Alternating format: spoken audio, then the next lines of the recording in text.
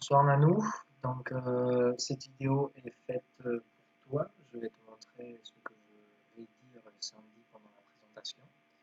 Je vais faire semblant d'être devant le public et tu vas donc voir ce que je vais dire.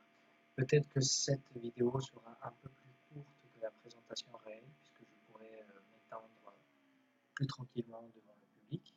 Mais là, tu auras au moins les bases, le plus important de la présentation. Donc, allons-y. Bonjour tout le monde, merci d'être venu aujourd'hui à cette présentation. Je tiens à remercier particulièrement Monsieur le maire et la mairie de Tulle de nous avoir soutenus pour la présentation d'aujourd'hui. Je tiens également à remercier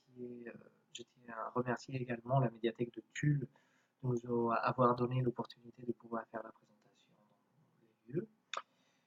Je tiens à remercier également les associations Mashikuna et Corres Environnement de nous avoir soutenus pour réaliser les ateliers l'année dernière et la présentation aujourd'hui. Et finalement, je remercie toutes les personnes qui ont participé pendant l'atelier l'année dernière parce que c'est grâce à eux qu'on peut découvrir Tulle d'une manière différente aujourd'hui. Je m'appelle Alejandro Muneo, je suis anthropologue. J'ai réalisé différents types de recherches avec les démobilisés du conflit armé en Colombie. Et en particulier, j'ai réalisé des ateliers de cartographie sociale en Colombie. Et c'est pour ça que je suis aujourd'hui devant vous avec les résultats de cet atelier.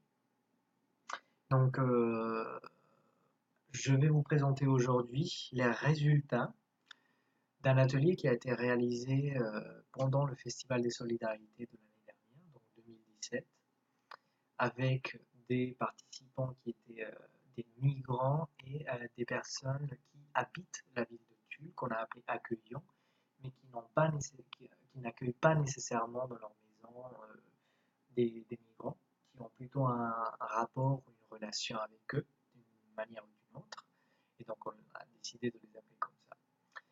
L'atelier a donc été réalisé en 2017, l'année dernière, et je vous présente aujourd'hui les résultats d'une analyse de, de cet exercice. Donc avant de commencer, je voudrais vous parler en général des cartes. Je voudrais faire quelques réflexions sur l'utilité des cartes, sur ce que veut dire une cartographie, et sur la manière de nous relationner avec les cartes aujourd'hui. Donc déjà, on sait très bien que les cartes font partie ces applications qui sont présentes aujourd'hui partout sur nos portables ou sur les ordinateurs ou sur tous les appareils électroniques. Donc il y a une relation homme-machine qui se met en place qui est très intéressante et qui permet les gens de se repérer dans différents espaces.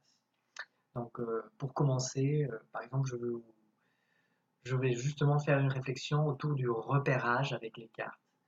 Et ça dépend beaucoup des villes. Parce que par exemple, à Bogota, la capitale de la Colombie, la ville est organisée avec un quadrillage, avec des rues qui sont perpendiculaires ou verticales et des rues qui sont parallèles ou horizontales. À chaque ligne ou à chaque rue est donné un numéro de 1 à 300. Et comme ça, on peut créer un repère pour les personnes. Par exemple, moi, je peux dire à quelqu'un, je vais te rencontrer au carrefour des lignes verticales 1 et ligne horizontale 17. C'est ce qu'on appelle le centre-ville parce que l'origine des rues à Bogota est justement le centre de la ville. Donc du coup, même si on n'a pas une carte ou une application qui permet de nous guider dans la ville, si on sait que les rues perpendiculaires ont un chiffre et que les rues horizontales également, il faut juste suivre les rues dans ce sens-là. Par contre, quand on arrive en Europe, les différentes villes européennes, en Espagne, en France, en Italie, etc., elles ont un nom. Et donc, du coup, il faut connaître la ville pour pouvoir se repérer sans une carte, ou il faut demander. Donc, du coup, les applications dans des villes comme les villes européennes deviennent très utiles ou même parfois nécessaires. Donc, vous voyez, je voulais justement faire, à partir de cette anecdote, une réflexion sur la nécessité de l'usage de cartes ou de certaines représentations de cartes comme les applications sur les portables. Alors justement, il y a différents systèmes de repérage qu'on appelle des systèmes GPS. Donc on l'utilise surtout dans les voitures, mais aussi, euh, même il y a des gens qui font la randonnée ou des randonnées avec leur portable devant eux. Donc du coup, c'est une nouvelle conception de la randonnée euh, ou des randonnées, ce qui nous fait penser ou réfléchir sur cette relation homme-machine-nature, particulièrement quand on marche dans la nature. Après, c'est vrai que les systèmes GPS dans les voitures, parfois, ils sont pas mis à jour, entre guillemets, si vous voulez, et on peut se retrouver dans des endroits un peu particuliers, comme vous le voyez sur la photo. Alors, j'ai sorti ces photos un peu de Google, mais vous pouvez trouver des nouvelles dans des journaux qui vous disent homme qui se retrouve au milieu d'escaliers d'un parc parce il suivait les indications du GPS. Ou même des personnes qui ont fini à l'intérieur d'un arc parce qu'ils étaient en train de suivre les indications du GPS. Alors imaginez la scène de la personne qui est derrière le volant et qui dit oui, suivez la route tout droit. Et la personne voit devant lui un lac. Bah, oui, d'accord, il y a un petit problème. Bon, voilà. Juste pour vous dire que faire confiance complète à ce type d'application ou au GPS ou aux cartes peut nous mettre aussi dans des situations difficiles. Mais bon, quelques réflexions autour des cartes et à l'utilité des cartes. Ce qui nous fait passer justement à un sujet différent. On peut se servir des cartes pour comprendre ou pour identifier des patrons de mouvement des êtres humains dans l'espace. Et on peut le faire de différentes manières. Par exemple, la carte que je vous présente ici derrière vous montre un parcours à l'intérieur d'une maison d'une personne qui se trouve en fauteuil roulant et c'est un chemin qui le mène généralement aux toilettes. Donc c'est une carte asiatique, c'est un peu une blague, mais qui nous montre d'une manière très simple comment peut-on identifier des patrons à travers une lecture d'une carte à l'intérieur d'une maison. Mais on peut faire des interprétations ou des lectures de cartes de manière très différente. Par exemple, je vous présente la carte d'une maison et les résultats d'un exercice qui a été fait par un chercheur du MIT aux États-Unis qui voulait essayer de voir la relation entre le développement de la langue d'un être humain et l'espace, et en particulier l'espace de la maison. Donc, ce qu'il a fait, c'est quelque chose de très inhabituel.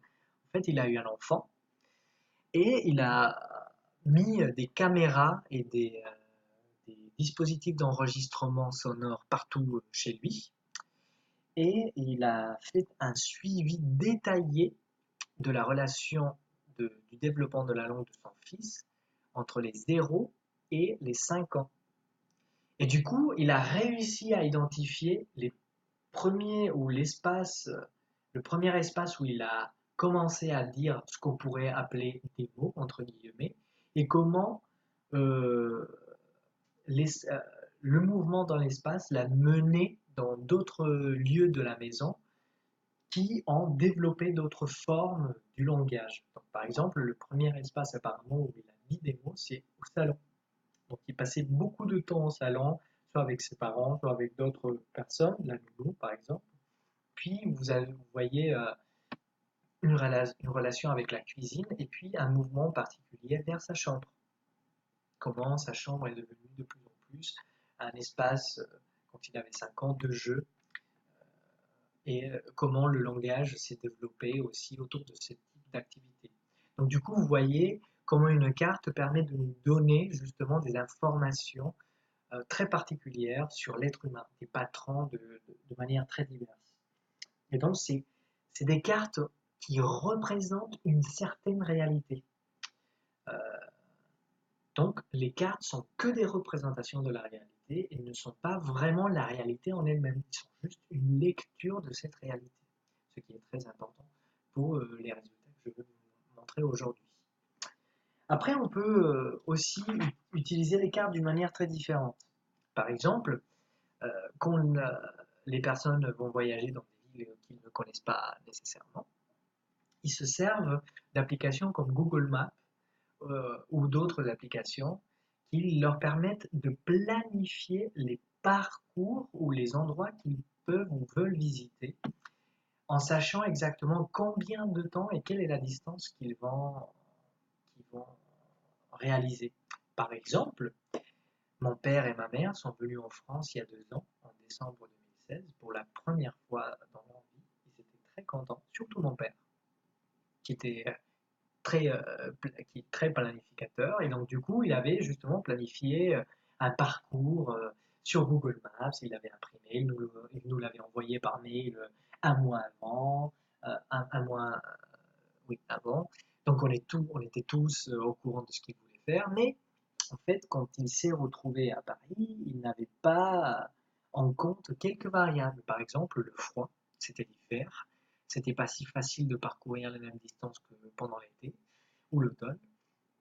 En plus, Thiago, mon fils, avait que 1 an et il voulait faire les parcours avec nous. Et donc, vous le savez bien, un enfant d'1 an ne peut pas être à l'extérieur ou, entre guillemets, marcher, même s'il est en poussette pendant très longtemps. Il a besoin d'un rythme un peu différent. Donc, du coup, la planification sur la carte était à la fin un parcours très différent dans la réalité.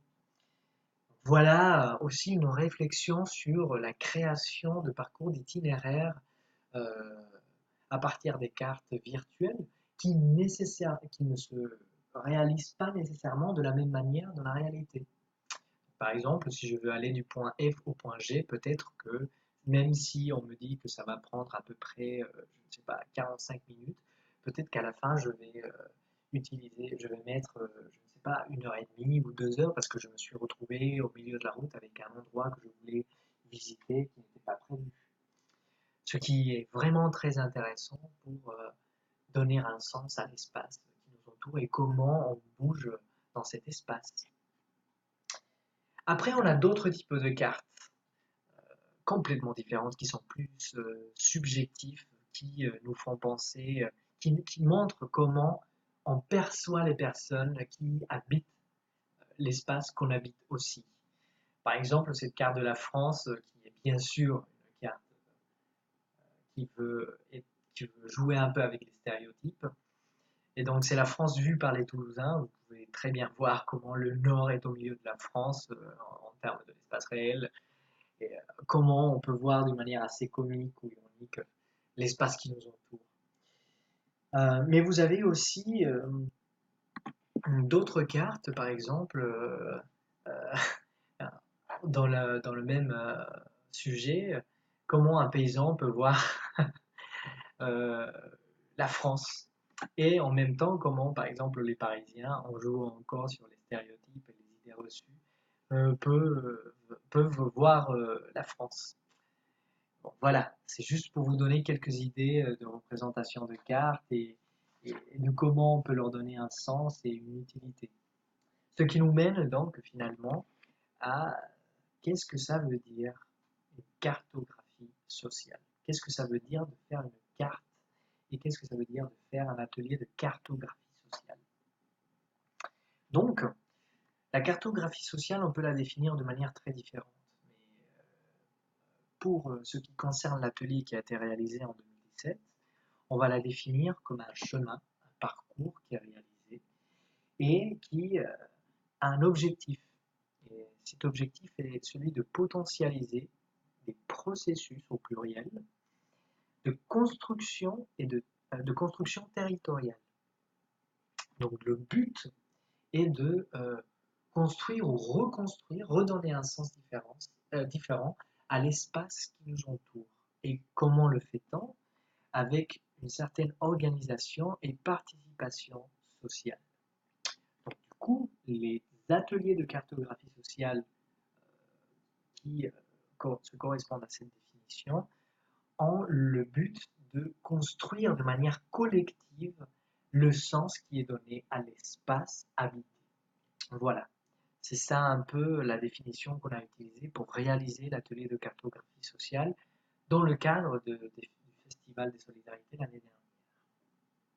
Alors, il y a différentes manières donc de mettre en situation ces ateliers de cartographie sociale.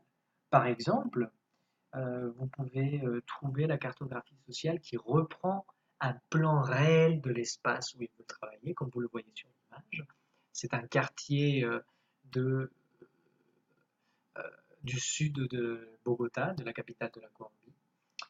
Et donc, les personnes qui participent dans l'atelier se réunissent autour de la carte et essayent d'identifier les différents espaces euh, en leur donnant un sens différent. Donc, cet exercice qui est collectif, qui passe bien sûr par le partage de la langue, de la communication, permet d'identifier des résonances et des dissonances entre les participants. Donc, les espaces qu'ils aiment, les espaces qu'ils n'aiment pas, les espaces qui sont peut-être liés à des éléments d'insécurité ou les espaces qui sont plutôt prévus pour les enfants ou pour les familles ou les espaces qui sont dangereux dans différents sens, dans des différentes manières. Bon, enfin, voilà, l'idée c'est un peu de mettre euh, sur la table toutes les perceptions qu'on a de l'espace qu'on habite. Et ça se fait de manière collective. Donc ça, c'est une manière de le faire.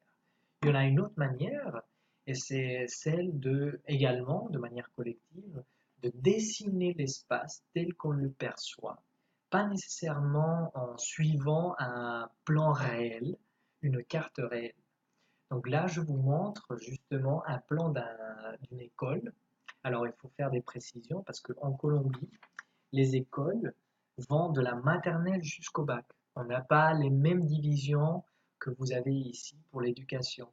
Il n'y a pas une école pour l'école maternelle, après le collège et après le lycée.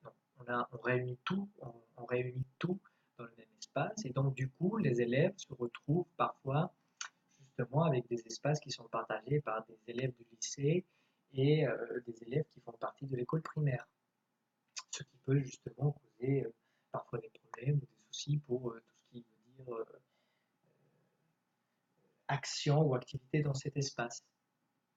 Donc, justement, dans quelques écoles de quartiers du sud de Bogota, qui sont des quartiers avec de, de très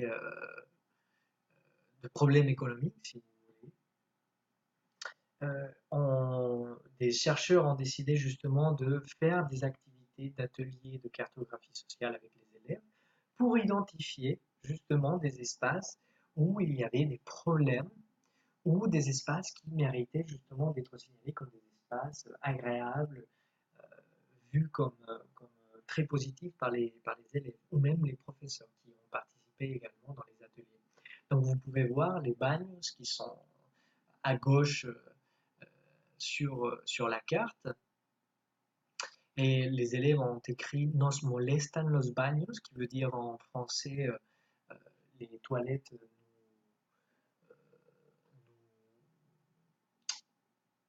sont pas agréables pour nous. Et donc c'est un endroit qui doit être justement vérifié. Et donc après, à la fin de la réalisation des ateliers, chaque groupe qui a réalisé la carte doit expliquer pourquoi justement il a désigné ces endroits comme mauvais ou bons.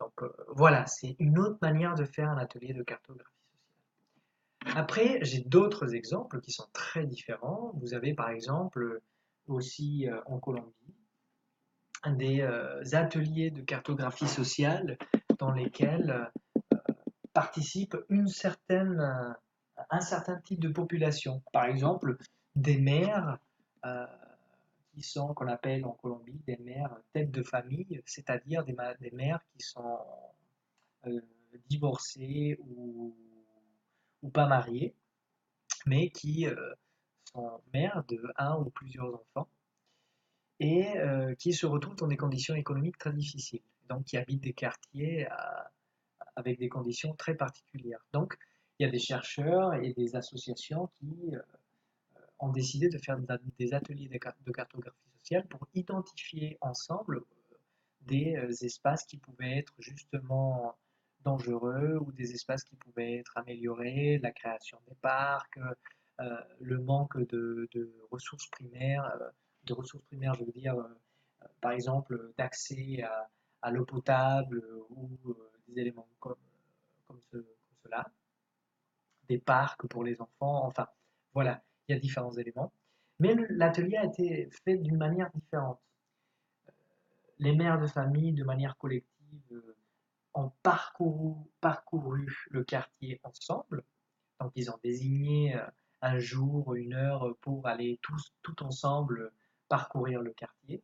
Ils prenaient note pendant qu'ils marchaient dans les rues, des endroits où ils pensaient qu'il fallait dire quelque chose. Puis, elles se sont réunies dans un espace différent et ils ont dessiné les cartes.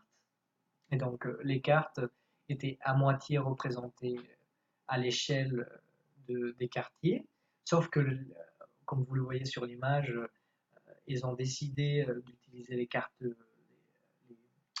juste les frontières du quartier pour pouvoir librement remplir l'espace avec différents types de points avec un code de couleur différent.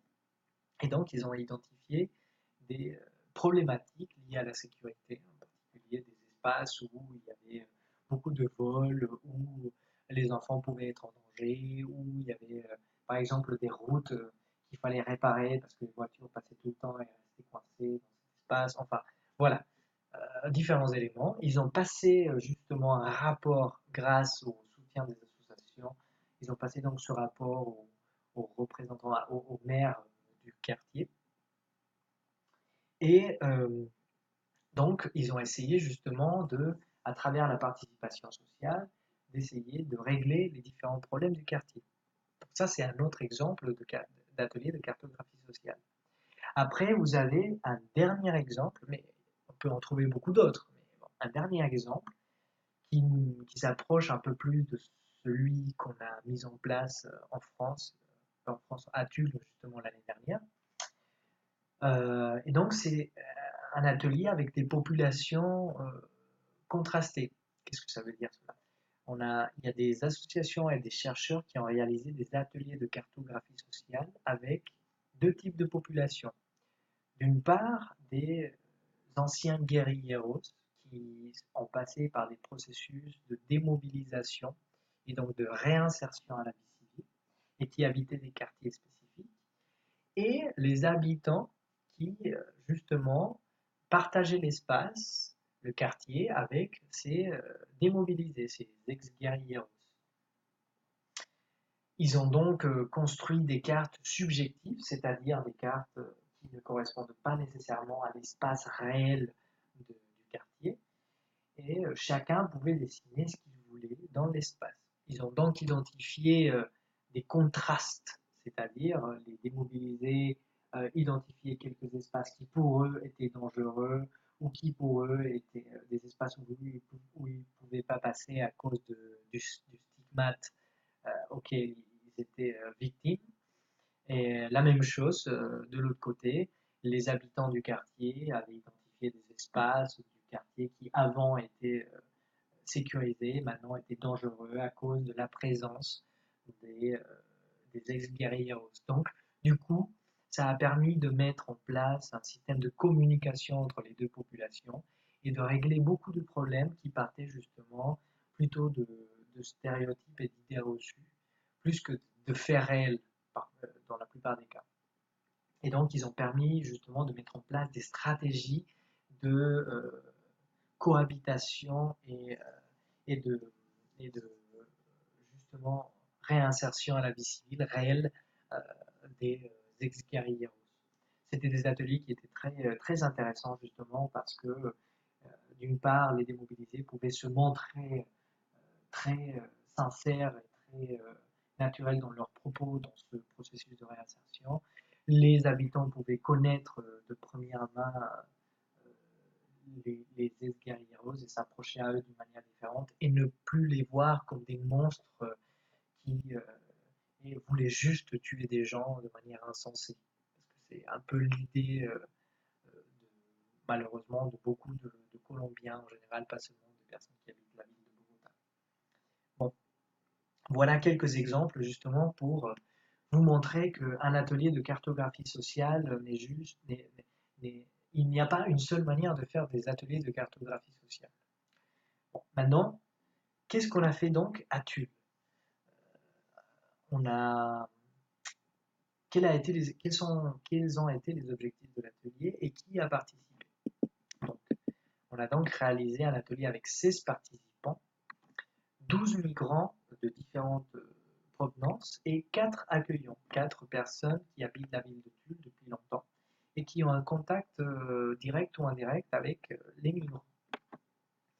On a essayé de donner une réponse à 2 questions particulières. Comment donne-t-on sens à l'espace, en particulier à la ville de Tulle, et comment représente-t-on ce sens sur une carte subjective que chacun dessine à sa manière. Très bien. Donc, qu'est-ce qu'ils ont fait? Chacun avait une carte, chacun dessinait sa propre carte des espaces que pour chacun représentaient la ville de Tulle ou qui étaient importants à la ville de Tulle. Et après, j'avais demandé à chaque participant de faire des petites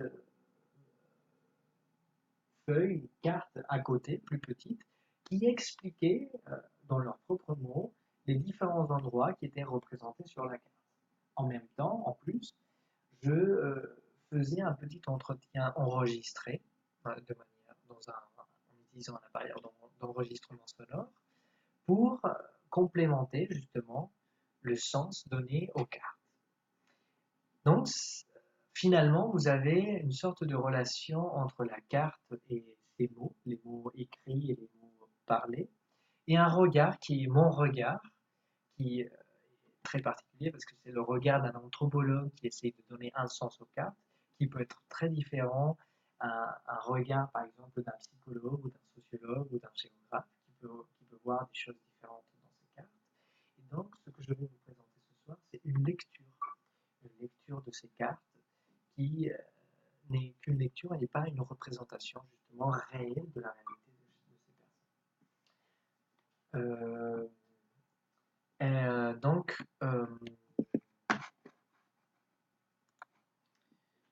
Donc, cette lecture nous a permis d'identifier beaucoup d'axes d'analyse, mais en particulier, je peux vous présenter cet après-midi 3 axes.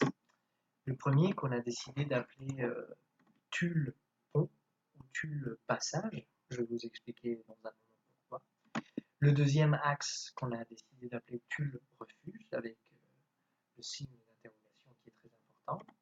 Et finalement, Tulle Diverse. Donc je vais commencer par Tulle Pont ou Tulle Passage et je vais reprendre les mots de quelques participants. Donc je n'ai pas utilisé toutes les cartes parce que sinon ça aurait été interminable, j'aurais pu parler pendant des heures et des heures. Donc je vais vous présenter que quelques cartes des migrants et des accueillants qui ont participé dans l'atelier.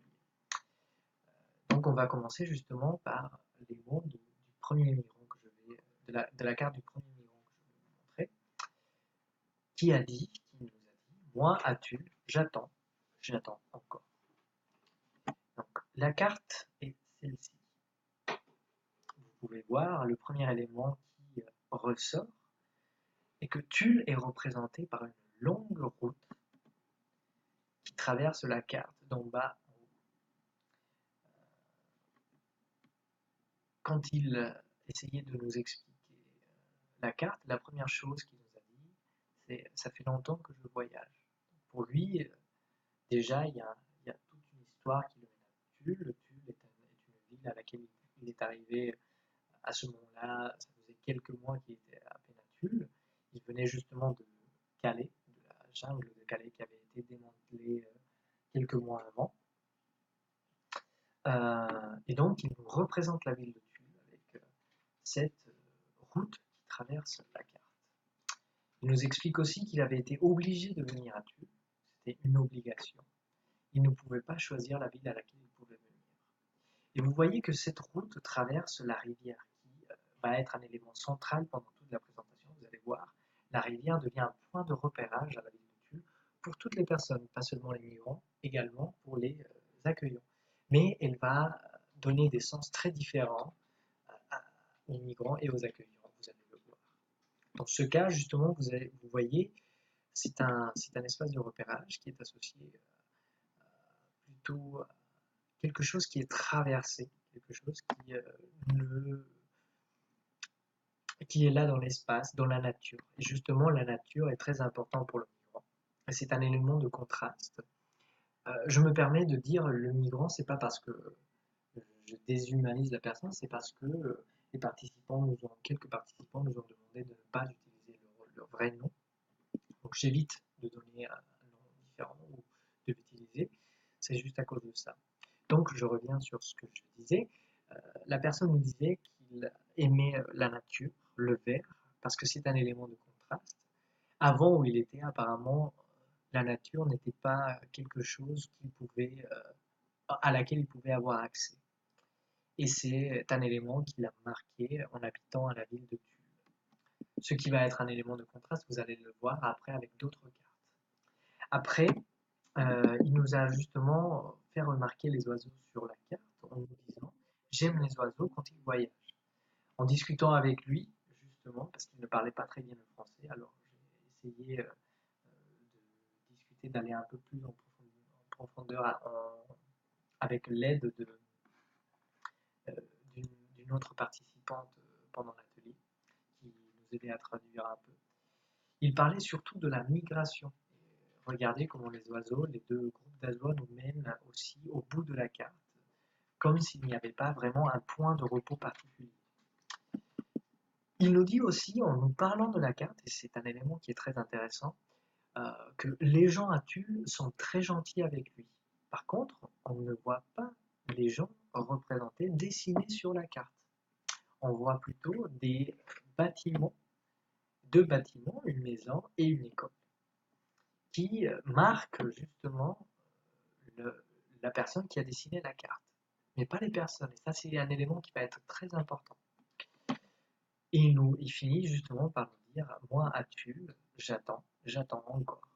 Donc comme vous le voyez, la ville de Tulle est représentée par cette personne, par une personne qui vient d'arriver à Tulle quelques mois après, comme un espace d'attente. Un espace qui n'est pas figé, un espace qui est juste un espace de passage, un lieu de passage.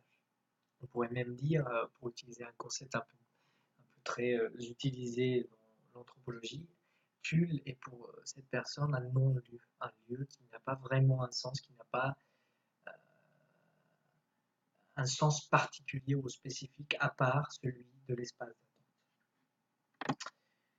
Donc je vais passer à un autre exemple pour continuer à parler de cette Tulle justement pont, cette Tulle route ou cette Tulle passage, en utilisant les mots d'un autre participant qui nous dit qu'à Tulle, il y a tout. Qu'est-ce que ça veut dire? Voici la carte du participant. C'est une carte qui est très différente à celle que je viens de vous montrer, comme vous pouvez le voir, où il y a juste quelques éléments très particuliers. Et c'est très intéressant justement de représenter Tulle comme ça. C'est un participant qui arrive aussi de la jungle de Calais, qui est à peine à quelques mois dans la ville de Tulle. Et donc pour lui, les espaces les plus importants quand il commence à nous présenter la ville, c'est d'abord le cinéma. Pourquoi? Parce que c'était la première fois dans sa vie qu'il allait au cinéma, et c'était à Tulle.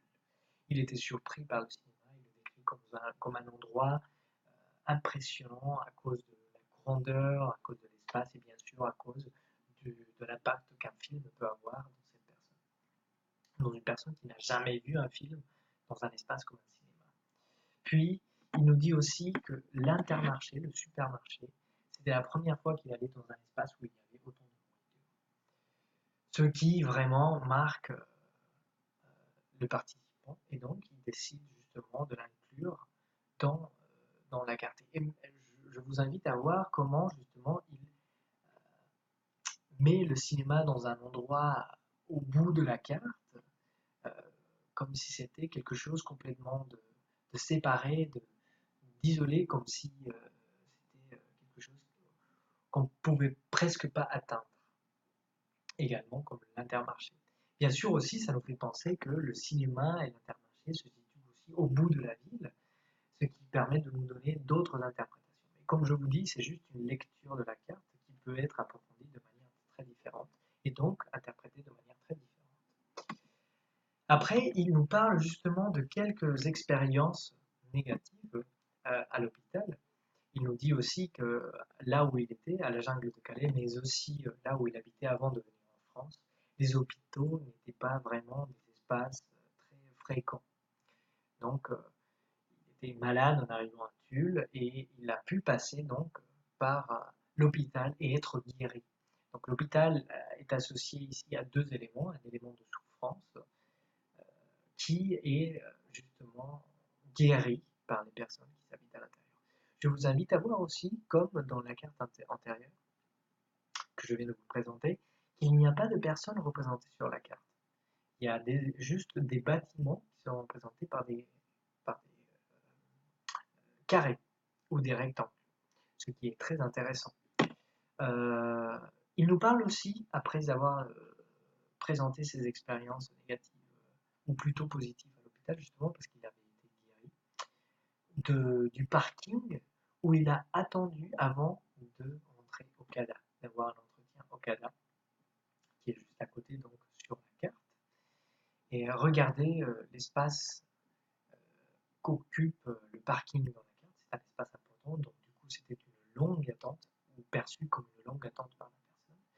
Et le CADA justement comme un carré vide dans lequel il a passé son entretien. Il était très angoissé, nous dit-il, par ses papiers. L'angoisse est donc représentée de cette manière sur la carte.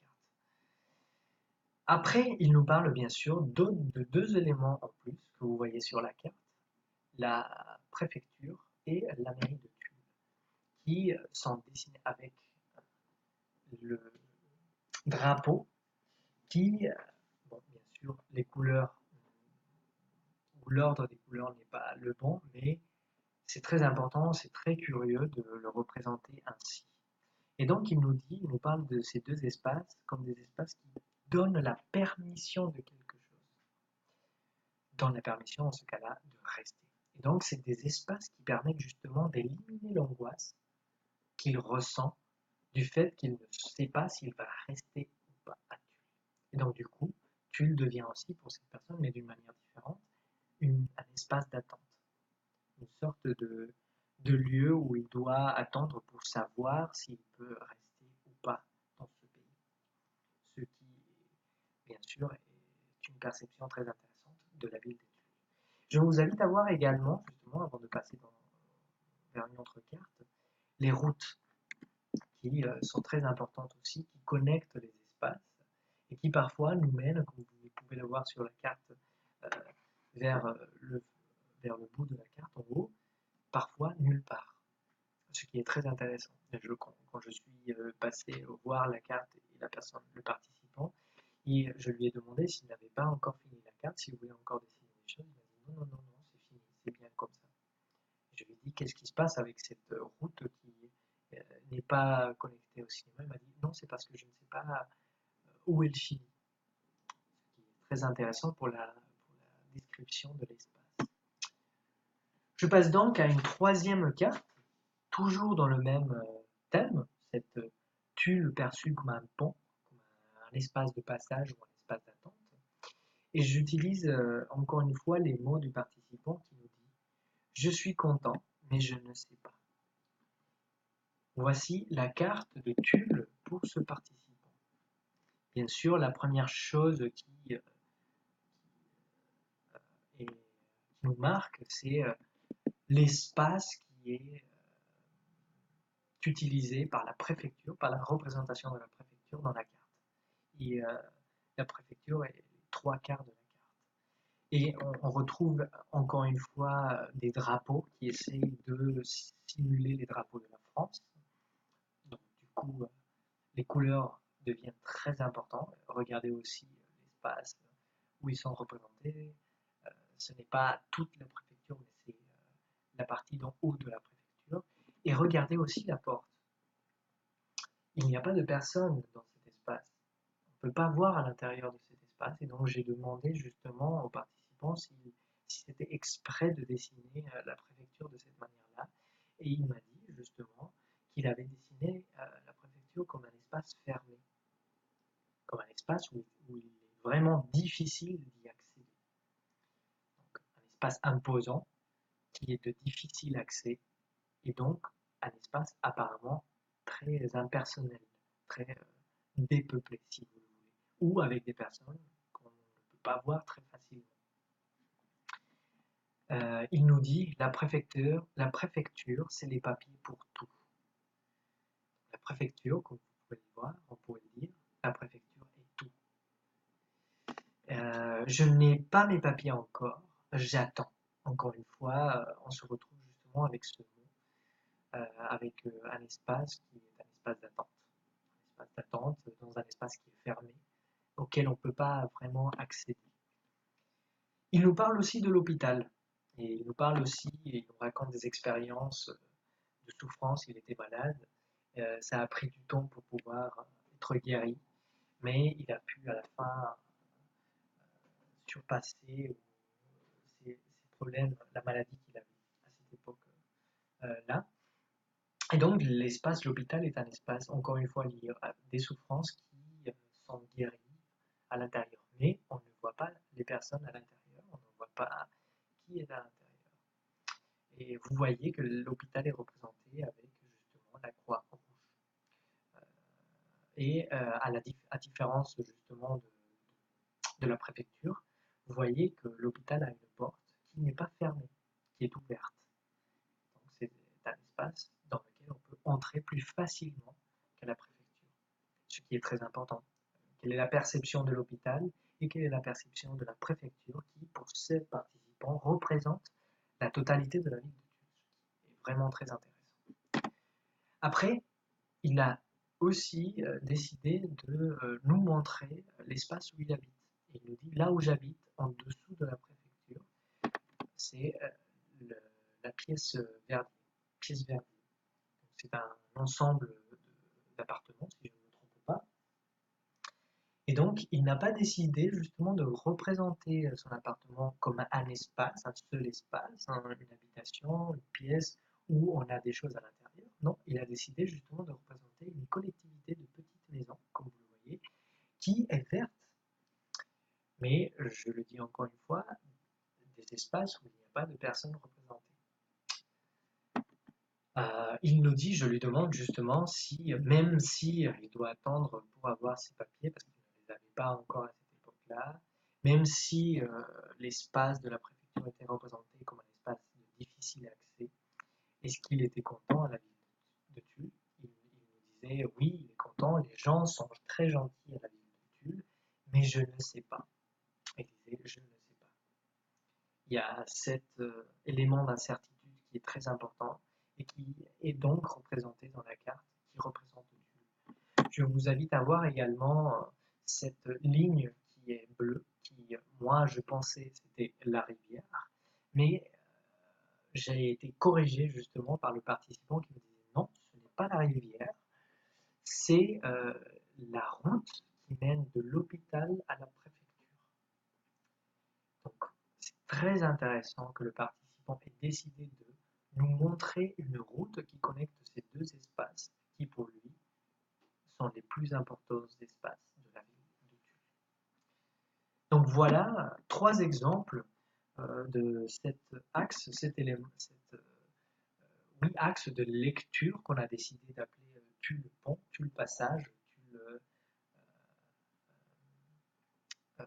Route, qui est donc un espace d'attente une sorte de non-lieu, c'est comme ça qu'il est perçu, je veux dire, par des migrants qui arrivent de différents lieux, pas seulement d'autres espaces comme la jungle de Calais, mais directement d'autres pays, ils arrivent directement à Tulle, et donc des espaces qui sont de difficile transformation et qui paraissent à première vue, après une lecture très particulière, dépeuplés à cause de cette manque de représentation de figures humaines sur les cartes. Parce qu'on va les retrouver, vous allez voir, dans d'autres cartes différentes. Ils ont été dessinés par des personnes qui n'avaient pas vraiment non plus des connaissances sur ce que ça veut dire dessiner. Maintenant, je vous invite à passer justement au deuxième axe de lecture, c'est l'axe qu'on a décidé d'appeler Tulle refuge. Tulle comme un refuge avec un signe d'interrogation qui est très important. Est-ce que Tulle est un refuge ou peut être vu comme un refuge par les accueillants ou les migrants? Et je vais donc vous montrer deux exemples. Je vais commencer justement par cette phrase qui a été dite par un des participants qui ne parlait pas très bien le français, mais qui parlait un peu l'anglais. Et donc, qui a voulu nous dire I pray every Sunday at the church. Je prie tous les dimanches dans l'église ou à l'église. Voici sa carte. Tulle est donc réduite ou représentée par cette personne de la manière suivante. Déjà, vous voyez justement l'importance de la rivière qui est perçue comme un espace qui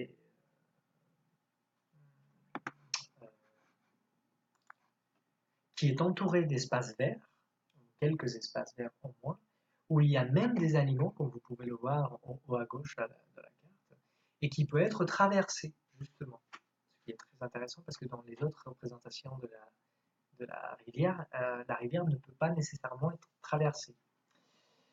Donc voilà, une rivière qui divise la carte en deux, entre un espace qui est vide, et cet espace est vide, je vais vous le dire pourquoi, c'est très intéressant, et un autre espace qui est rempli, qui est vert, et qui représente justement une grande église. Et il a écrit l'église de Tulle dans le centre-ville, et c'est un espace qui est ouvert, qui est accueillant, et qui peut accueillir n'importe qui, ce qui est très important. Il nous dit, quand il nous explique la carte, la première chose qu'il a vue en arrivant à Tulle, c'est la rivière.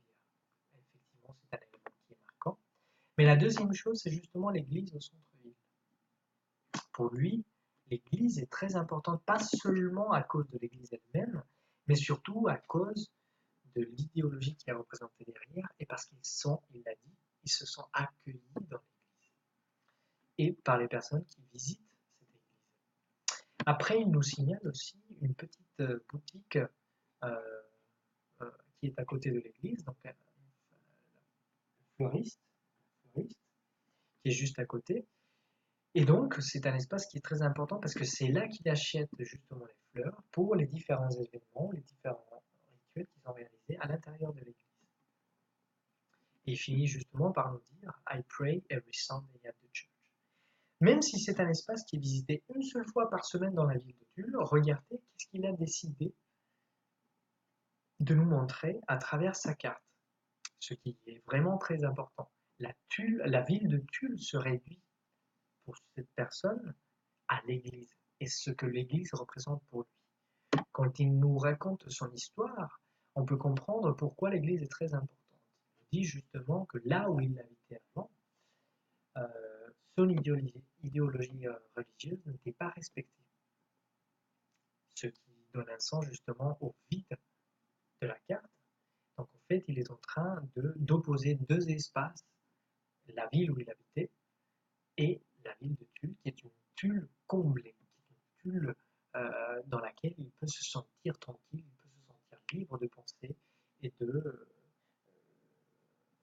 penser religieusement de manière libre. Ce qui est très intéressant et ce qui nous mène justement à une deuxième carte d'un autre migrant qui est aussi, où l'Église prend aussi un espace très important. Alors là, vous avez également la Corrèze qui divise la carte en deux, mais qui n'a plus justement cette fonction de division d'espaces opposants, mais plutôt d'espaces complémentaires. Donc, d'une part, vous avez effectivement deux églises, l'église Saint-Jean, c'est une église à Tulle, et l'église de la cathédrale. Et vous le voyez, c'est un espace important parce qu'ils prennent la moitié de la carte quand même si elles sont petites sur la carte, elles ont toutes la moitié de la carte que pour elles. Et les chemins qui mènent aux églises sont bien sûr des espaces verts, des espaces accueillants, des espaces qui sont agréables à parcourir. Et vous avez de l'autre côté, donc les dimanches, il nous dit je suis les dimanches à l'église, et il nous dit de l'autre côté, les maisons à Tulle sont très grandes. Il nous explique en fait que là où il habitait avant, en France et avant d'arriver en France, les maisons et les espaces étaient très petits. Et donc du coup, les maisons à Tulle sont très accueillantes, sont très agréables à cause de cette notion de l'espace. Il nous dit justement que c'est grâce à ces deux éléments, les maisons et les églises, qu'ils se sentent tranquilles à Tulle. Alors là, vous voyez effectivement un contraste entre les premières cartes que je vous ai présentées et ces cartes-là, qui nous montrent plus une Tulle comme un espace d'attente, mais plutôt comme un refuge, comme un espace où on peut se sentir tranquille, accueilli, mais à cause en particulier de quelques institutions religieuses spécifiques. Après, donc, je voulais vous montrer une autre carte, une autre manière de justement penser le refuge et l'idée de construction de refuge. Est-ce que Tulle peut être pensé aussi comme un refuge? Il peut être construit comme un refuge. Et donc, je reprends les mots de la personne qui a dessiné cette carte, qui nous dit je cherche, mais il n'y a personne à Tulle. Voici sa carte. Donc, comme vous pouvez le voir, c'est une carte qui est aussi divisée en deux, mais ce n'est plus la rivière qui divise la carte, c'est plutôt une route qui mène, comme vous pouvez le voir, vers le futur. Et c'est aussi une carte qui est très particulière, parce que c'est une carte qu'on peut appeler temporelle, qui nous raconte l'histoire de la personne depuis qu'elle est arrivée à Tulle jusqu'au moment présent où elle nous explique la carte. Donc c'est une carte qui a un double sens, l'idée de représenter la vie de Tulle, mais en même temps l'idée des espaces qui ont été parcourus depuis que la personne est arrivée dans la ville. Et donc, elle nous dit, j'arrive à Tulle la nuit, je vois personne, franchement, je vois personne, mais je vois la rivière. Voyez comment la rivière prend une importance particulière pour cette personne dès qu'elle arrive justement à Tulle. Donc elle arrive en voiture, effectivement, et elle arrive chez sa tante. La maison est représentée en haut à gauche sur la carte. Elle nous dit, les premiers jours, je me balade, je cherche, mais j'aime pas Tulle. Et pourquoi elle n'aime pas Tulle? Parce qu'elle dit qu'elle ne trouve personne. Vous la voyez ici, vous la voyez également ici, et également ici, avec son fils. Elle est arrivée avec son fils, elle est mère célibataire. Et elle cherche également des parcs. Elle nous dit qu'elle n'arrive pas à trouver des espaces verts dans lesquels il peut se sentir accueilli avec son fils, tranquille avec son fils. Les premiers jours, tout est noir, tout est noir. C'est pour ça qu'elle a dessiné des nuages dans la partie haute de la carte, des nuages noirs qui nous permettent de voir la pluie. Et donc, un espace qui est représenté comme vide, comme pas accueillant, comme dépeuplé. Et on arrive justement à un espace très important, encore une fois, la préfecture. Quand je lui demande pourquoi elle a dessiné la préfecture comme ça, c'est-à-dire comme un carré avec une porte noire, elle m'a dit, je dessine la porte de la préfecture comme un cimetière. Regardez la relation entre la préfecture et le cimetière. La préfecture est vraiment perçue par les migrants comme quelque chose de négatif. Déjà, dans les cartes que je vous ai montrées avant, comme un espace d'attente ou même fermé. Et là, même en liaison avec la mort. Comme si la décision de rester ou pas dans le territoire français était liée à une décision de vie ou de mort. Elle me dit, je reste devant la porte, rien ne change. pour moi, c'est catastrophe. Donc, vous voyez comment les mots et le discours qui se construit autour de la carte nous permet aussi de découvrir ces espaces qui sont dans la ville de Tulle, qui sont importants pour les migrants et qui donc sont perçus d'une manière très négative par les migrants. Regardez donc la route qui divise l'espace et donc qui nous mène à une deuxième partie de la ville de Tulle, aux HLM, quelques HLM de la ville de Tulle, auquel elle a espace, et donc elle me dit, je traverse, c'est de l'autre côté de la rivière, elle me dit, et j'arrive à traverser, regardez comment ils sont représentés avec le soleil, euh, avec une porte qui est ouverte, avec des différents appartements, avec des différents espaces qui peuvent être habités, et donc complètement opposés justement aux habitations d'en haut. J'ai oublié justement de dire que un des espaces dans lequel il a habité, il a eu des expériences terribles, c'est le rock. Elle a eu des expériences vraiment, vraiment très désagréables dans cet espace. Ça ne veut pas dire que le rock, comme institution, est une institution qui n'accueille pas les migrants, ça ne veut pas dire ça, ça veut dire que elle en particulier, comme une expérience individuelle, a eu des expériences très négatives et donc qui l'ont mené justement à essayer de trouver un autre espace. Elle a eu de la chance, elle a tombé sur des assistants sociaux qui l'ont permis justement d'arriver aux HLM. Elle nous dit, même si je n'ai rien dans mon appartement, c'est mon appartement. Il y a un lien, une construction d'appartenance, même si elle n'a pas de meubles, parce qu'elle n'avait pas les moyens pour acheter des meubles, des lits, même pas un lit pour pouvoir se coucher avec son fils. Mais c'était un soulagement, c'était une transformation et donc la construction d'un refuge dans la ville de Tulle. Et ça, c'est très important comme perception justement de l'espace et de la ville de Tulle. Et justement, je lui demande pourquoi elle dessine et écrit le futur avec un point d'interrogation et elle nous explique, elle nous raconte l'histoire un peu de sa vie, qui est une histoire très difficile. Et elle nous dit qu'elle a beaucoup de problèmes avec le père de son fils, qui veut le récupérer, et donc il y a une relation très particulière avec le tribunal de France. Et donc elle nous dit, je dessine là le tribunal parce que c'est pas fini encore, cette dispute avec le père de son fils. Il est donc à côté du futur, qui est incertain. Donc voilà une autre représentation de la ville de Tulle, qui est très particulière, vue par une migrante qui était déjà à Tulle depuis plus que quelques mois, et qui a donc eu des expériences très difficiles, mais qui arrive justement à construire un refuge, un espace dans lequel elle peut rester dans la ville de Tulle, grâce aux HLM.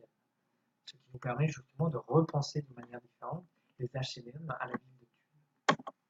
Donc, Tulle, comme un espace de refuge, de construction de refuge, nous montre un contraste justement avec les autres cartes qui nous montraient la ville de Tulle comme un espace d'attente.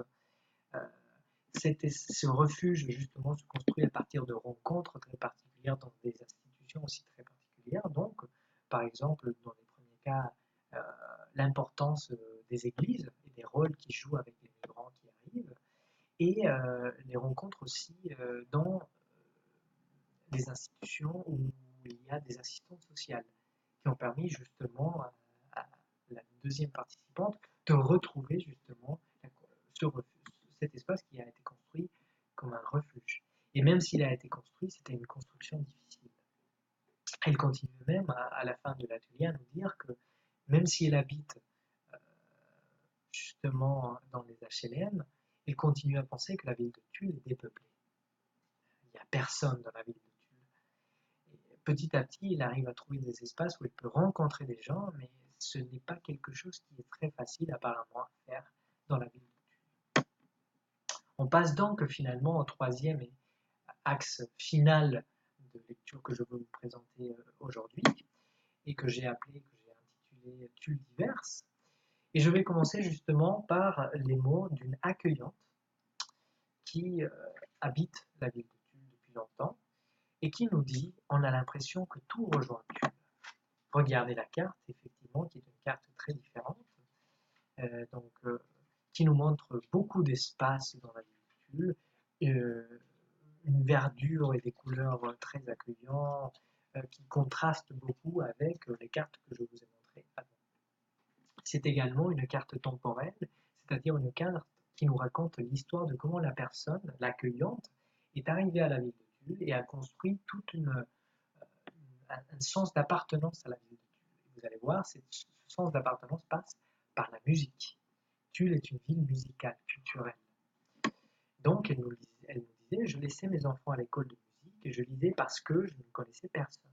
Justement, donc, l'école de musique et en particulier le marché après, où elle rencontre beaucoup de personnes qu'elle qualifie de chaleureux, le marché à côté de la gare, sont des espaces qui sont importants pour elle, qui la reçoivent et donc qui lui permettent de commencer à construire une relation avec la ville de Tulle. Puis elle nous dit, elle habitait dans une autre ville en région corrézienne également, mais pas à Tulle. J'étais surprise par Tulle et son offre culturelle. Et elle nous dit qu'elle avait habité à Toulouse avant et qu'elle trouvait que Tulle avait presque égal une offre culturelle qui pourrait être égalisée à une grande ville comme la ville de Toulouse.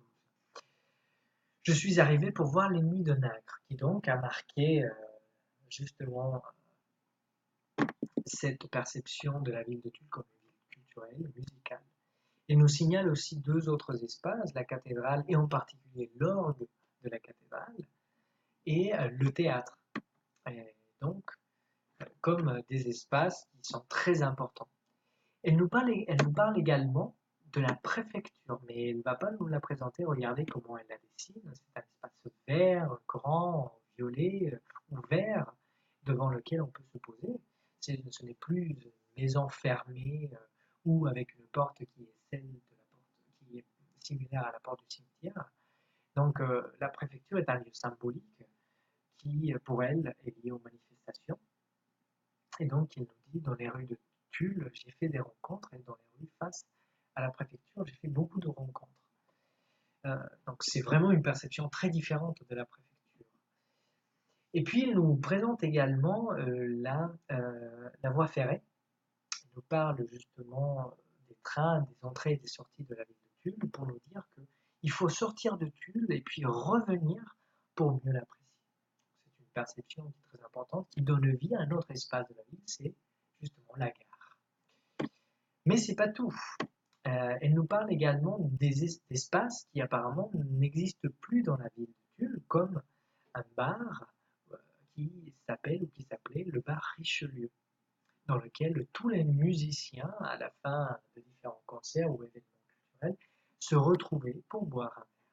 Ce qui est très intéressant, parce qu'elle nous présente dans une carte des espaces qui n'existent plus dans la vie réelle, mais qui pour elle ont une importance particulière et qui donc pourraient potentiellement avoir une importance si des espaces nouveaux comme celui dont elle nous parle réapparaissaient dans la ville de Tulle. Elle nous parle également de la prison. Elle nous raconte comment, quand elle était petite, sa tante lui parlait de Tulle comme la prison de Tulle, parce que c'était là que son oncle ou son grand-père avait été déporté pendant la Deuxième Guerre mondiale. Donc pour elle, la ville de Tulle serait divisée avant à une prison. Donc le sens de la ville a été transformé à travers la musique, donc les nuits de Nacre, et puis l'offre culturelle de Tulle, ce qui est très intéressant comme transformation. Et puis finalement, elle dessine un espace qui n'existe pas. Elle dessine un parc. Et elle nous dit, j'ai dessiné un parc qui n'existe pas parce que je pense qu'il en manque à Tulle. Ce qui est très intéressant. Attention, c'est une accueillante, ce n'est pas une migrante qui le dit. C'est une personne qui habite depuis très longtemps à la ville de Tulle. Ce qui nous mène à une deuxième carte, justement, ces espaces qui n'existent pas ou ces espaces qui ont cessé d'exister. Je vous montre la carte d'une personne justement qui n'est pas là aujourd'hui avec nous, mais qui a soutenu la réalisation de l'atelier et de la conférence, qui est Jeanne Machtel, et qui était d'accord justement de présenter sa carte et de la présenter comme sa carte. Et donc, elle nous parle justement de l'école maternelle dans laquelle elle a travaillé pendant très longtemps. mais qui n'existe plus en tant qu'école maternelle. Et elle nous dit que c'est un espace qu'il a voulu dessiner surtout parce que c'est difficile de faire le deuil encore de la fermeture de cette école. Elle nous fait la remarque en nous disant que elle n'était pas d'accord dans la manière, euh, avec la manière dans laquelle avait été fermée l'école. Et donc, voilà, ça représente un espace très important pour elle. C'est un espace qui n'existe plus, et donc c'est un espace qui pourrait être important et qui pourrait être tenu en compte pour d'autres personnes qui pourraient avoir eu une relation avec cet espace. Elle nous parle aussi de l'hôpital, mais elle ne nous parle pas de l'hôpital comme un espace de souffrance, justement, mais un espace lié aux naissances, à la vie. Parce que c'est là que ces deux enfants ont été nés, pardon. Oui, ont été nés. À qui? Ah, pardon, je me trompe. Oui, Nanou, donc tu m'écoutes. C'est l'espace où est née Caroline. Et donc c'est un espace très important pour elle. Mais c'est très intéressant justement à cause de ce contraste entre la perception de l'hôpital. Et puis elle nous parle aussi de l'école Turgot. Elle nous dit que c'est là que les petits Mirou et les petits Vachetel se sont rencontrés. Donc l'école, ce n'est plus la même relation qu'avec l'école maternelle où elle a travaillé, mais c'est plutôt un espace dans lequel ses enfants y étaient. Et c'est un espace de rencontre. Elle a bien marqué avec un mot. Ce qui est très intéressant, c'est une manière très différente de percevoir l'école. Puis, comme vous pouvez le voir, elle représente des personnes. Donc, au milieu de la carte, ça prend une place très importante et c'est des personnes qui sont en train de manifester, de s'exprimer librement, d'exprimer librement leurs idées, ce qui est très intéressant en termes de contraste avec les autres cartes que je vous ai montrées. Elle nous dit, c'est dans les rues que j'ai mené des batailles, mais c'est aussi là où j'ai rencontré des proches. Donc les rues, comme le disait justement l'accueillante juste avant, de la carte que je vous montrais juste avant, c'est des espaces de rencontre. Maintenant, on passe justement à une dernière carte que je veux vous montrer. Et je reprends les mots de l'accueillante qui l'a dessinée, qui nous parle de Tulle. La première chose qu'elle nous dit, c'est alors Tulle, ce n'est pas ma ville. Ce qui est très intéressant justement parce que elle n'habite pas exactement à Tulle, elle habite en dehors de Tulle, mais elle vient très souvent à Tulle, ce qui fait de Tulle sa ville d'une manière ou d'une autre. Voilà la carte, elle est aussi très... on voit tout de suite justement un contraste avec la représentation des autres cartes. Et elle nous dit, j'habite sur une colline autour de Tulle et je vois Tulle en bas. Vous pouvez le voir justement en haut à gauche de la carte. Elle nous dit également que c'est une longue route jusqu'à Tulle. Donc elle dessine cette route, mais comme vous le voyez, la route et la maison prennent un espace très, très petit par rapport à la ville de Tulle.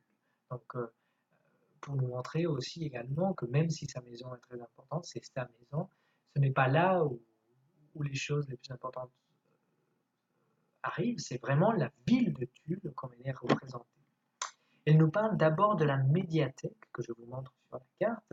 Elle nous dit la médiathèque ressemble à un très grand paquebot qui s'est arrêté là, à la ville de Tulle, pour nous donner tout ce qu'il a à l'intérieur. Et regardez comment elle dessine la médiathèque. C'est un espace ouvert où on peut voir à l'intérieur différents types d'éléments avec lesquels on peut interagir. Avant, il n'y avait pas de marché. Elle nous parle aussi du marché, comme la carte de l'accueillante que je vous avais montrée. Et maintenant, je connais tout de ce marché. Je rencontre tout le monde. Et donc, c'est justement le marché à côté de la gare également, qui est représenté comme un marché ouvert avec des personnes très colorées. À Tulle, elle nous dit, on est tranquille, on est cool, c'est une ville verte. Et on peut le voir justement avec la représentation d'une personne qui est littéralement couchée au milieu de la ville de Tulle. Et donc, justement, ce qui fait un contraste avec la carte où on dessinait un parc qui n'existe pas, pour cette personne, pour cette accueillante, Tulle est un espace vert où l'on peut effectivement s'asseoir, se coucher même pour faire une pause au milieu de la journée. Puis, je vous invite aussi à voir en bas de la carte la représentation d'un animal étranger, parce qu'elle nous dit à Tulle, il y a beaucoup d'autres pays. Maintenant, cet éléphant, l'éléphant que vous voyez sur la carte, fait partie de mon paysage, c'est-à-dire c'est un éléphant qui représente la diversité culturelle de Tulle, parce que Tulle, justement, est rempli de beaucoup de personnes qui ne sont pas que des Français. On peut voir aussi d'autres espaces. On peut voir les Restos du Cœur, qui est aussi une institution très importante et qui nous a permis justement de contacter les participants de l'atelier. Et il nous dit, j'aime les Restos du Cœur parce que je retrouve beaucoup de personnes pour parler. Donc, comme vous pouvez le voir, les Restos du Cœur, ce n'est pas un espace qui est représenté comme fermé, c'est un espace où on va rencontrer des gens. Ce qui fait un contraste justement avec les cartes où on ne voyait personne, où la ville de Tulle était représentée comme un espace vide ou dépeuplé. Il représente également deux autres espaces. D'abord, en haut à gauche, le CCS. Elle nous dit, je vais souvent au CCS, je rencontre beaucoup de monde que je connais. Ils viennent de partout aussi. Je vous invite aussi à voir comment le CCS est représenté comme un espace ouvert où on peut voir à travers les vitres ou à travers les murs, où n'importe qui peut y aller pour rencontrer les gens. Et elle nous montre aussi également à droite en bas de la carte peuple et culture. Tout ce que je peux faire maintenant, c'est aider les gens qui ont besoin d'aide et elle peut le faire donc au CCS, dans les Restos du Cœur et à Peuple et Culture. Elle nous dit je vais tous les lundis à Peuple et Culture, il y a beaucoup de monde et j'y vais pour faire les arts plastiques. Donc comme vous pouvez le voir, les cartes des accueillants nous montrent des espaces qui ne sont pas perçus par les migrants. Donc Tulle d'hiver, c'est une tulle verte ou pas verte, ça dépend justement des perceptions, une tulle intemporelle qui nous permet justement de penser aux espaces qui n'existent plus et qui pourraient y exister, et une tulle ouverte, une tulle dans laquelle on peut faire différents types de rencontres. Alors voilà justement une lecture qu'on peut faire de ces cartes qui ont été réalisées par 16 participants différents. Comme je vous dis, je n'ai pas le temps de vous montrer toutes les cartes et tous les détails de chaque carte. Je voulais juste vous montrer les contrastes qui nous permettent justement de voir les points sur lesquels on peut revenir pour renforcer soit l'accueil des migrants, soit des éléments particuliers comme les espaces verts à la ville de Tulle, et donc la possibilité de faire d'autres ateliers ou d'autres événements qui nous permettent d'identifier à travers des ateliers de cartographie sociale des espaces ou des histoires différentes à l'intérieur d'une seule ville qui est celle de Tulle.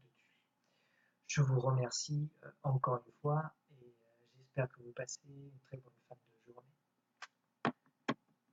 Donc voilà Nanou pour la présentation. Comme je te disais, c'est possible que je change un ou deux éléments, mais c'est tout. L'idée, c'est de vraiment essayer de montrer justement les contrastes entre les cartes et de donner quelques détails d'analyse et de présenter les mots utilisés par les participants. Bon, voilà, tu me diras ce que tu en penses. Et merci, je te souhaite une bonne soirée.